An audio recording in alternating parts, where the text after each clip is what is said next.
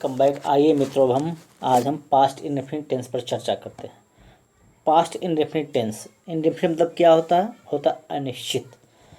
Past indefinite अनिश्चित भूतकाल। अब हमारे जानने इस टेंस की पहचान क्या होती है?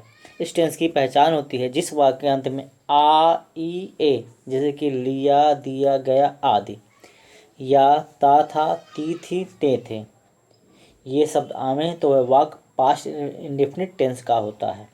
जैसे देखिए, मैं पुस्तक पढ़ा, यहाँ पे देखिए आ आया लास्ट में, या मैं पुस्तक पढ़ता था, ता था आ गया है, तो ये जो सेंटेंस है वो पास्ट इंडेफिनिट टेंस का है। तो हम अनुवाद कैसे करते हैं, अनुवाद के क्या नियम हैं? आइए देखिए, अफर्मेटिव सेंटेंस में हम कैसे अनुवाद करते हैं। तो सबसे पहले हम लिखते हैं सब्जेक्ट कर्ता, उसके बाद क्रिया का सेकेंड फॉर्म लिखते हैं और उसके बाद ऑब्जेक्ट लिख देते हैं। कर्ता, क्रिया, कर्म और सब चीज़ों को हमने पहले वीडियो में ही स्पष्ट कर दिया, उसको आप जाके देख सकते हैं। तो हमारा यहाँ जो कर्ता है मैं की इंग्लिश होगी आई। पढ़ा या पढ़ता था, तो उसका सेकेंड फॉर्म को लिखना, तो रीड का सेकेंड फॉर्म रेड होता है और थर्ड फॉर्म भी रेड होता है, लेकिन हम पढ़ते रेड रेड है लेकिन लिखते हम रीड हैं, इसलिए हो जाएगा आई रेड ए बुक। मैं एक पुस्तक पढ़ा या एक पुस्तक पढ़ता था। अगला सेंटेंस देखें, उसने दरवाज़ा खोला, उसने की इंग्लिश होगी ही। फिर खोला, किसके माने खोलना होता ओपन माने खोलना, तो उसका सेकेंड फॉर्म ओपेंड, ही ओपेंड। दरवाज़ा मतलब कि door, he opened the door, उसने दरवाज़ा खोला। एक सेंटेंस और देखते हैं,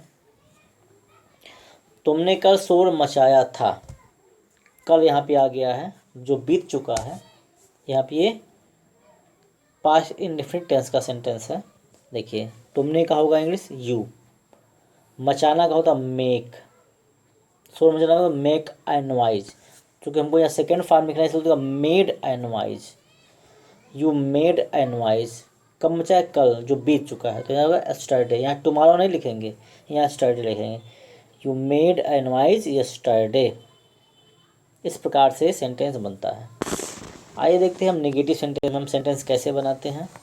नेगेटिव सेंटेंस जिसको हम कहते हैं नकारात्मक वाक्य, इसमें सबसे पहले हम लिखते हैं सब्जेक्ट, सब्जेक्ट मतलब कि कर्ता, उसके बाद हम लिखते हैं डिड नॉट, उसके बाद वर्ब का फर्स्ट फॉर्म, उसके बाद ऑब्जेक्ट। इसमें देखिए, कर्ता एक वचन बहुवचन कुछ नहीं देखना होता, फर्स्ट सेकंड थर्ड पर्सन भी देखना नहीं होता है। इसमें हम अगर अफर्मेटिव सेंटेंस है तो हम सेकंड फॉर्म लिखते हैं, नेगेटिव है तो हम फर्स्ट फॉर्म लिखते हैं। जैसे देखिए, वह बाजार नहीं गया, सबसे पहले हम यहाँ कर्ता ढूंढेंगे। हमारा कर्ता यहाँ पर है वह बाजार नहीं गया। कौन बाजार नहीं गया? वह बाजार नहीं गया, तो वह की इंग्लिश होगी यहाँ पे ही। उसका चूंकि यहाँ नेगेटिव सेंटेंस लिए यहाँ पे डिड नॉट, हमारी जो सहायक क्रिया है यहाँ पे डिड नॉट लगेगी, तो होगा ही डिड नॉट। गया, गो माना होता है जाना, तो हमको यहाँ इसका फर्स्ट फॉर्म लिखना है, तो फर्स्ट फॉर्म होगा गो। ही डिड नॉट गो, कहाँ गया? बाजार, टू मार्केट। वह बाजार नहीं गया, he did not go to market. आइए एक सेंटेंस और देखते हैं, उसने दरवाज़ा नहीं खोला, उसने की इंग्लिश होगी ही, चूँकि नेगेटिव सेंटेंस यहाँ पे डिड नॉट लगेगा, हो गया ही डिड नॉट। खोलना किसका माना होता? ओपन माना होता खोलना, तो हो जाएगा ओपन। क्या नहीं खोला? दरवाज़ा, the door. He did not open the door, उसने दरवाज़ा नहीं खोला।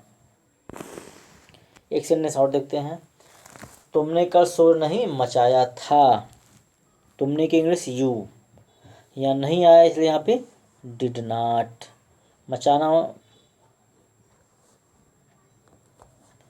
मचाना की इंग्लिश होती है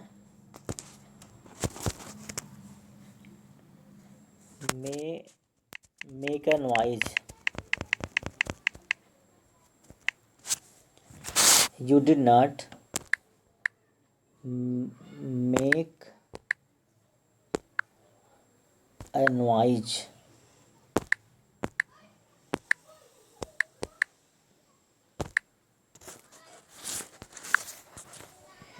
you did not make a noise, तुमने शोर नहीं मचाया था। कल, कल की होगी यहाँ इंग्लिश यस्टरडे।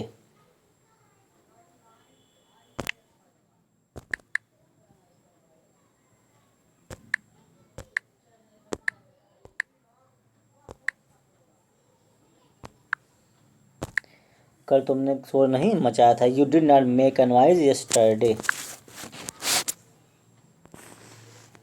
आइए अब देखते हैं इंट्रोगेटिव सेंटेंस में हम कैसे अनुवाद करते हैं। इंट्रोगेटिव सेंटेंस यदि हो तो सबसे पहले इसमें देखते हैं कोई क्वेश्चन वर्ड है कि नहीं। यदि क्वेश्चन वर्ड होता है तो उसको हम पढ़ लेते हैं, जिसको हम कहते हैं WH फैमिली के मेंबर। उसके बाद हम लिखते हैं डिड। डिड के बाद हम लिखते हैं सब्जेक्ट। सब्जेक्ट के बाद लिखते हैं वर्ब का फर्स्ट फॉर्म, उसके बाद ऑब्जेक्ट, और लास्ट में क्वेश्चन मार्क अवश्य लगाते हैं।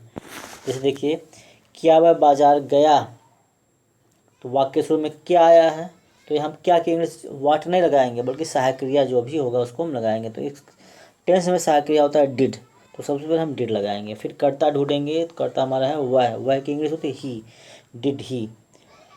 गया, गया मतलब गो, डिड ही गो, कहाँ गया, बाजार, तो did he go to market, क्या वह बाजार गया। लास्ट में क्वेश्चन मार्क अवश्य लगाना है।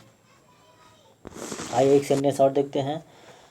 क्या वह फुटबॉल खेले, तो यहाँ पे देखिए वाक्य शुरू में क्या आया है, तो यहाँ पे वर्ड नहीं लगाएंगे, सहायक क्रिया ही लगाएंगे। तो सहायक क्रिया हमारा है डिड, डिड हो गया। उसके बाद कर्ता ढूंढेंगे, कर्ता यहाँ पे है दे, डिड दे। क्रिया ढूंढेंगे, तो यहाँ हो खेलना, खेले, तो प्ले मतलब खेलना, तो हमको यहाँ फर्स्ट फॉर्म ही लिखना है। डिड दे प्ले, क्या खेले, फुटबॉल, होगा football. Did they play football, last में क्वेश्चन मार्क। एक सेंटेंस और देखते हैं। तुम क्या किए, यहाँ पे देखिए क्या जो है वो बीच में है, इसलिए यहाँ पे वाट लगेगा, वाट। उसके बाद सहायक क्रिया, सहायक क्रिया यहाँ पे डिड है, what did.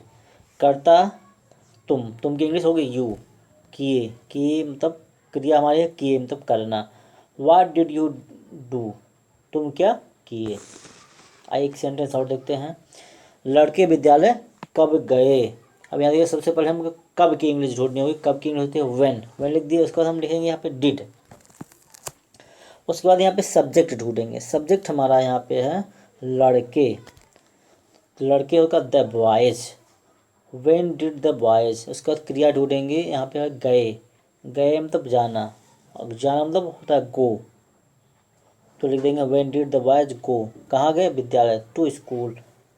When did the boys go to school, लड़के विद्यालय कब गए। अब देखिए, अगर इंट्रोगेटिव और नेगेटिव सेंटेंस दोनों एक साथ हों तब हम इसका अनुवाद कैसे करते हैं। तो सबसे पहले क्वेश्चन वर्ड लिखते हैं जो WH फैमिली के मेंबर हैं। उसके बाद हम डिड लिखते हैं। उसके बाद सब्जेक्ट लिखते हैं, वर्ब का फर्स्ट फॉर्म लिखते हैं और ऑब्जेक्ट लिखते हैं। जैसे क्या वह झूठ नहीं बोला, तो यहाँ जो सेंटेंस हमारा वो क्या से शुरू हुआ है, यहाँ पे कोई क्वेश्चन वर्ड नहीं है, सहायक क्रिया से हम इसको शुरू करेंगे। तो क्या की इंग्लिश यहाँ पे डिड होगी, डिड। उसके बाद हम सब्जेक्ट ढूंढेंगे। सब्जेक्ट हमारा वह मतलब ही, नहीं है तो यहाँ पे नॉट, डिड ही नॉट। झूठ बोलना, tell I lie, did he not tell I lie, क्या झूठ नहीं बोला। एक सेंटेंस और देखते हैं। माली ने फूल क्यों नहीं तोड़े, माली ने फूल क्यों नहीं तोड़े, तो यहाँ पे देखिए क्यों आया है, तो क्यों की इंग्लिश पहले लिखेंगे, होगा वाई। उसके बाद हम लिखेंगे डिड। उसके बाद कर्ता यहाँ ढूंढेंगे माली द गार्डनर। अब यहाँ नहीं शब्द आया इसलिए हम यहाँ पे नॉट लगाएंगे। उसके बाद क्रिया ढूंढेंगे, होगा तोड़े, तोड़े मतलब तोड़ना, तो होगा प्लक। क्या नहीं तोड़े, फूल, तो द फ्लावर्स। माली ने फूल क्यों नहीं तोड़े, why did the gardener not pluck the flowers, last में क्वेश्चन मार्क। आइए एक सेंटेंस और देखते हैं। क्या तुम घूमने नहीं जाते थे, यहाँ देखिए जाते थे आया है, तो ये पास्ट इंडेफिनिट टेंस का सेंटेंस है। क्या तुम घूमने नहीं जाते थे, तो सबसे पहले यहाँ देखेंगे ये सहायक क्रिया से शुरू हुआ है कि क्वेश्चन वर्ड से शुरू हुआ है। तो यहाँ देखेंगे वाक्य शुरू में क्या आया है, तो ये सहायक क्रिया से शुरू हुआ है, इसलिए यहाँ पे हम सबसे पहले डिड लगाएंगे। उसके बाद कर्ता ढूंढेंगे। कर्ता हमारे यहाँ पे तुमको इंग्लिश यू। उसके बाद यहाँ देखते हैं नहीं आया है, तो यहाँ पे नॉट, डिड यू नॉट। फिर क्रिया ढूंढेंगे, तो जाते थे तो हो जाएगा गो टू, घूमने तो हो जाएगा walk, did you not go to walk. देखिए ये जो पास्ट इंडेफिनिट टेंस है ये इसको हमने बता दिया। अब आपके कोई भी प्रश्न हो तो आप कमेंट कर सकते हैं। कृपया इस चैनल को लाइक और सब्सक्राइब करें और लोगों को शेयर करें, जिससे और भी लोगों का भला हो सके। थैंक्स।